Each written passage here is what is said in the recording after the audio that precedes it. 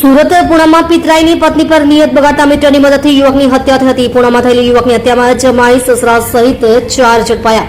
શહેરમાં દર ત્રીજા દિવસે હત્યાનો ધારો પડી ગયો હોય તેમ ગુરુવારે પૂર્ણા ગામ લેક ગાર્ડન પાસે થયેલી ભાવનગરના યુવકની હત્યામાં તેના જ પિતરાઈ સહિત 4ની ધરપકડ થઈ હતી.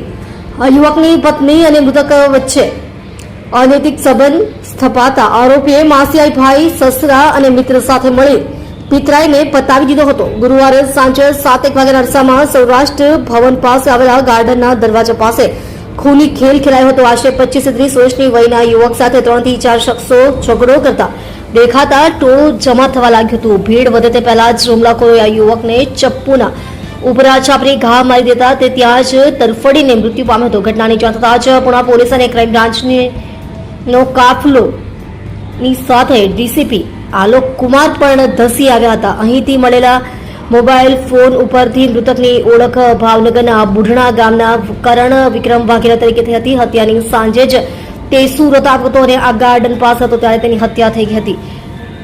અનૈતિક સંબંધની આશંકા વચ્ચે પોલીસ હાથ ધરેલી તપાસમાં તે જ કારણ બહાર આવ્યું હતું. ક્રાઇમ બ્રાન્ચના ડીસીપી ભાવેશ રોજિયાએ જણાવ્યું હતું કે તેમની ટીમે આ હત્યામાં સામેલ મૃતકના પિતરાઈભાઈ અજીત ભરત વાઘેલા હાલ રહે લક્ષ્મણનગર કાપોદ્રા મૂળ બુલઢાણા ગામ ભાવનગર, મસિયાઈ વીર વાવકુશ વાઘેલા, મિત્ર રાહુલ લક્ષ્મણ પરમાર અને સસરા જયંતિ ધના પરમાર હાલ રહે કિરણ ચોક પાસે પોપડામાં, મૂળ રહે કુતાણા ગામ, જિલ્લો અમરેલીનાની ધરપકડ કરી હતી. પત્નીને લઈ સુરત આવતો છતાં કરણ પ્રેમિકાને મળવા પાછો આવ્યો. અજીત વાઘેલા ઉંમર વર્ષ 20 ના વતન બુઢણા ગામમાં રહેતો હતો અને તેની પાડોશમાં જ પિતરાઈ કરણ વિક્રમ વાઘેલા રહેતો હતો. કરણ અને પોતાની પત્ની વચ્ચે ચાલી રહેલા અનૈતિક સંબંધની જાણ થતાં તેણે ગામમાં ઝઘડો પણ કર્યો હતો અને પત્નીને લઈ 10 દિવસ પહેલા તે સુરત આવી ગયો હતો.